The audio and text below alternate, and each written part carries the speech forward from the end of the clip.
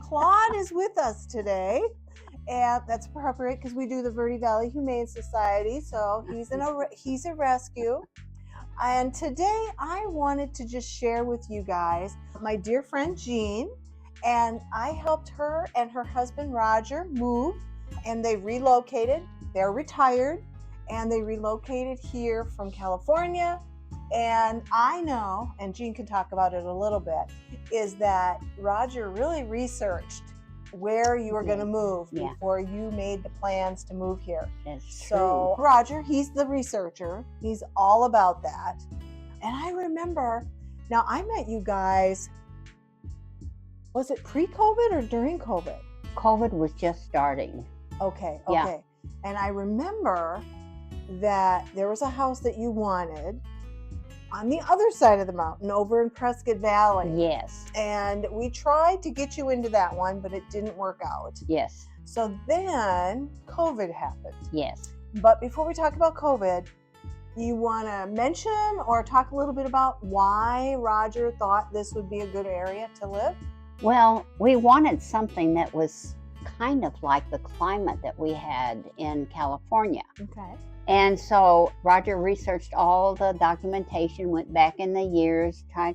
The one thing we didn't, and he did check the temperature out, but it's become actually a little bit more extreme than what we had originally anticipated. So when you say extreme, you're talking about the heat in the summer. Yes.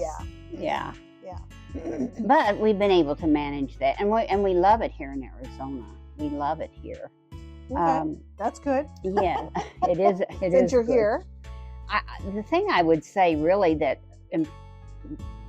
I hold dear to my heart is this is the house that we originally bought in Arizona was a house that had been owned previously. We had never lived in a house that had been previously owned. Huh? And so we really were like two little children out in the middle of the forest at nighttime. We didn't know what way to go. I like that. And the most important thing for us was that we needed someone we could trust. And we just feel extremely grateful that we connected with Judith. And I think it was kind of an accident because I didn't know what I was doing on the computer. And I think I had 2 or 3 different companies and I didn't even know that. But Judith was the one that resulted in contacting us. And it was just such a blessing for us because these 2 little kids in the middle of the forest needed some guidance and someone they could trust, definitely. And she has been faithful in that regard all the way through the purchase of that house without even seeing it.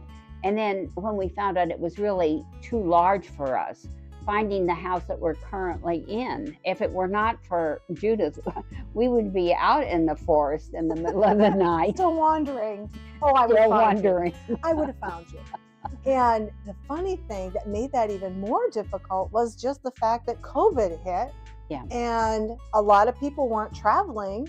And so it sort of was like the beginning of people starting to use video to actually look at houses without actually, as the buyer, walking through the house. So it really leveled up my skills in the sense of, I think you were my first, I'm pretty sure you guys are my first clients that I videoed every nook and cranny, corner, you name it, of the house, because I wanted to be sure that it was going to work for you guys. Well, another problem that we had was at that time that we were planning on moving, the market was so hot. Oh God, yes, that's true. Roger and I both were like these little kids and we'd never done this before. And Judith was really good about sending us all these houses that were on the market. But the thing of it is, by the time we really evaluated it, of course we were new, and got back to Judith, someone else had already bought the house. So there was even one time when we finally thought we found a home that would work for us. And so again, we had not seen it, and we had made so many offers. Oh God, yes. And the stacks. And they would always be sold. We thought we have to take this house. So we Oh, told. and we had, you were the back, we had a bidding war, remember? Oh, I do remember that. Oh, Yes. I just remembered that. But on this one particular house, even though we hadn't seen it, we were willing to buy it. And Judith and her husband, who has a lot of skills, went out and looked at the house for us and actually found out there was a pretty significant leak in the bathroom that went all the way down. There was a lower room and there was a lot of damage in the wood and the structure of the house. And I think so many times, oh my goodness, thank God for Judith and Dennis, because if it weren't for them who went out on their own and checked it out and found that, we would have probably never known and then gotten stuck with a lot of repairs that we weren't really prepared for. Right. So I just feel like Judith has really gone the extra mile for us, not only once, but twice. And I sold your house. And in addition to that, she sold the house that we bought in Clarkdale. Yes. And that went really well too. You got multiple offers when you went to sell it. And when you bought the house, the first one, not the one they're in now, but the first one, the yard needed a lot of work. And I think that's, if I remember correctly, that's part of the other reason that you wanted to downsize, was the yard was just so much. Yes. And you had made it beautiful. We had a peach tree. Unfortunately, it died. Oh. Or the apricot tree. We called it the Jean tree because she would take seeds from the apricot tree. Yes. And plant them and grow little saplings. So you had them all over the place. It was awesome. But you made the yard gorgeous. The front yard, gorgeous. I should pull those pictures. We'll put those pictures up because they did so much work. We'll put before and after because, again, you trusted me to go over there and help you pick a property that was going to work for you. There was no HOA, and that was important. Yes, very. And there needed to be room to park your little trailer RV. And there were other stipulations that you and Roger had. If I remember, the patio, we needed to make sure that could be made into a screened-in patio for the cats. They're cat lovers, just like me. So many things, but there were just a lot of little details that I wanted to attend to that would make the house work well for you. And not only things that Dennis and I noticed, but we also had the home inspector go in and noted other things. So there was a lot of stuff that needed some attention. It had not been well taken care of for a long time. And you guys were brave enough to take it on. And Jean's husband, Roger, is a perfectionist. He's very handy, but he'll also hire when he needs. And you just did so many upgrades to that property, so much work. So I'm not surprised you were exhausted. And we put it on the market, and they got multiple offers when they put it on the market to sell it. And that was 3 years ago now? Just about 3 years ago, yes. Yeah, and so then it was still kind of a busy market. And we found the one you're currently in, and kind of went through the same process all over again. We did. The market was still hot. We would make a bid for a home, and by the time we got back to Judith, it had been sold. And you needed a house to sell your house. Well, that's true. When I had seen the advertisement for this one, Judith is very good about sending us all the different properties that are available. But it was very close to what we could offer. And so I just said to my husband, let's not. I mean, it's just a wasted effort. And one Saturday morning, I got a call from Judith, and she said, oh, I just looked at this little house with another couple, and it's too small for them, but I think it would be ideal for you. And I said, Judith, I don't know. We've gone through this so much. I remember. You were so like, no, yes. No. But it was an open house, and there was 45 minutes left. And so I said to Roger, let's go over and just take a look at it. Well, we loved it. I mean, it was just about the size we needed, and it had been pretty well taken care of. The lady yeah. who lived here before us, everything was neat and clean and Totally spiffy. not like the previous experience. No. Much better. Much Yes. better. So I think Judith said, well, I thought 300,000 was not the limit. I thought you could squeak out a little bit more. So I went back to Roger and said, can we squeak out a little bit more? So we went on and made a bid on the house, and we got it. I couldn't believe it. It was like a miracle.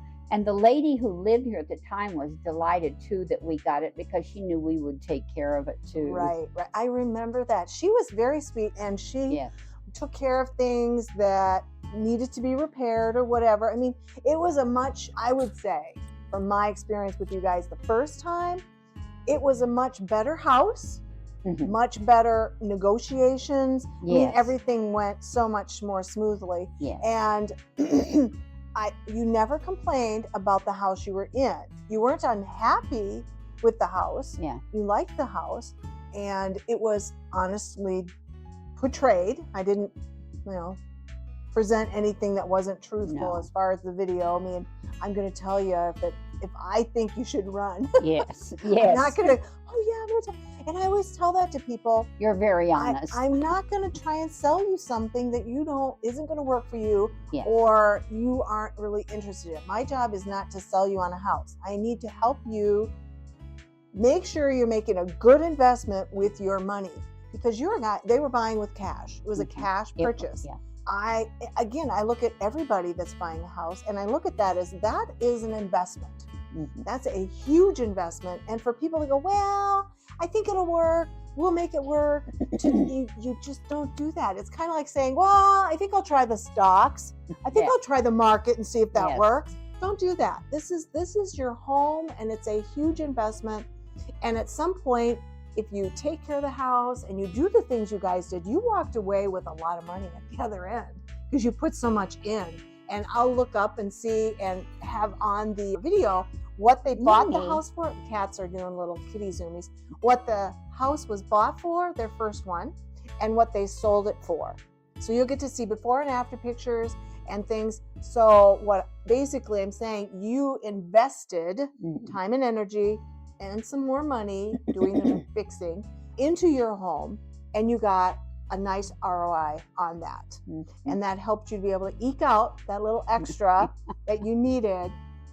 Roger, her husband's all about dollars. He's all about that stuff. And I have to sit down with him someday, have that conversation. I need help. I need to be educated about other investments besides real estate. I'm good with real estate. I just don't know other stuff. But we have stayed in touch, Jean and I, and Roger, over the last almost 6 years now. I can't believe it. I'm sorry. COVID feels like it was just yesterday for most of us, but it's literally been almost 6 years. Yes. It's been 6 years, actually, because it's middle of February. So it was March of 2020 that all hell broke loose. And that's when we started. We connected just about at that time. The very last part of 2019. That's right. Yes. When did you move? August. I have to look it up. Okay. August of 2020. 19. No, 19. We connected. But you bought the house during COVID. I have to look, because there was so much going on. COVID was just starting. Yeah. So it just wasn't feasible for you guys to go back and forth. No. It's not always easy with people's health, finances, abilities to travel, all that kind of stuff. And I always tell my clients, I did property management before I started doing real estate as far as buying and selling. So I look for the problems. I know it sounds terrible. That's an asset. But I look for issues versus, oh my gosh, look at how beautiful it is. I go, oh my God, see that leak over there? That looks like it was a leak in the ceiling. Do you see that over there? And point out drawers that aren't, I pull out the drawers fall apart. You need to know that, So I'm looking at it not just as a realtor, like it looks nice, but like, is it nice?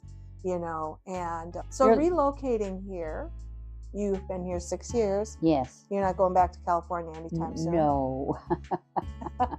No. You like it here? We do. The people down here are very special. I don't know.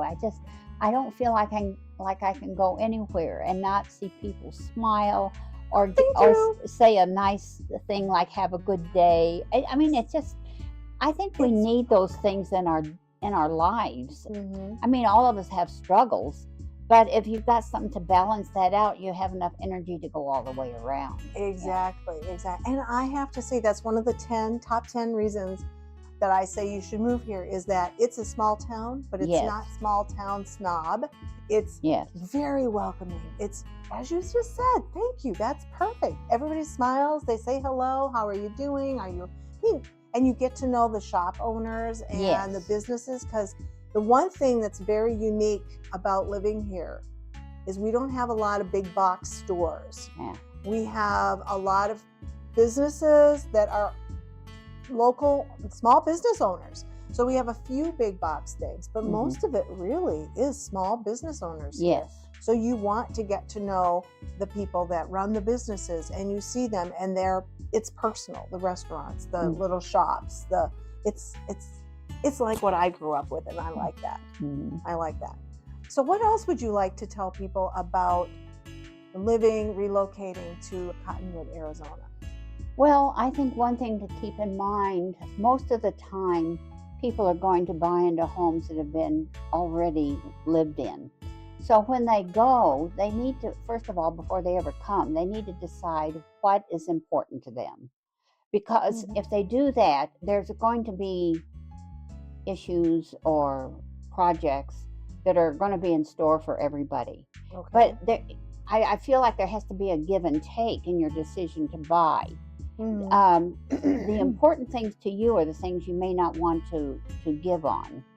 Right. And then maybe you could help negotiate a price for them if they're willing to own the home with that problem until they can get it repaired or fixed or replaced. Mm-hmm.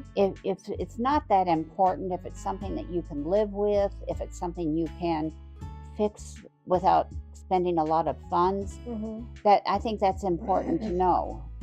Yes, I would agree. And I would 100% support people in knowing what it is that you need, what's a need and what's a want when it comes to buying a Yes. house. And Mhm. I think you're right in the sense that I think it's important for me to caution people with fixer-uppers, so to speak, because Yes. if you don't have the money to do the repairs and they are needed or wanted fairly early on in living there, Mhm. you need to keep looking. We'll find the Yes. right house, because I don't want somebody to move into a house and not be able to fix things that need to be fixed to Yeah. make it more livable. Yes. And I would definitely, even negotiating down the price isn't going to help you if you don't have cash to fix it, Yes. But those are really good points. So thank you so much for Mhm. sharing that. I want to thank Jean for being willing to talk a little bit about her experience relocating from California to Cottonwood and working with me. Thank you. And working with me 3 times. So apparently I did something right. I'm a 3-time winner with these guys. She is, definitely. So if you are thinking about relocating to Cottonwood, Arizona, please watch my top 10 video that talks about the top 10 reasons I think living here is a good thing. Mm. And then my other videos on relocating into the area. You can also subscribe, or not subscribe, but there's a link below that you can click on that will give you can sign up for our relocation guide that'll give you more information. The other thing that's interesting about Cottonwood, and it's kind of unique, is that we're in the middle of the state. So that if you want, I didn't pay her to say this. Go. No, you can, if you're really interested in the big, I don't know what to call them, entertainment things or ball games or things like that, Phoenix and the area is just about an hour away. On the other hand, on the north side is Flagstaff, and again, they're just about an hour away too. So I mean that it kind of makes you in a convenient place if you want to do something without expending a lot of time in travel. Exactly. I did not pay her to say that. I did not clue her in. That's one of the other top 10s is how centrally located we are. Mhm. Close to You know, you can get to the Grand Canyon in 2 hours. Yes. 2.5. Williams in 2. Seligman in 2. But yeah, we are very centrally located. All right, thank you. And thank you, Miss G. Oh, you're very welcome, and I hope all of you have as good a positive experience with Judith as Roger and I have. We're really grateful for that. It was an amazing gift to us. Thank you.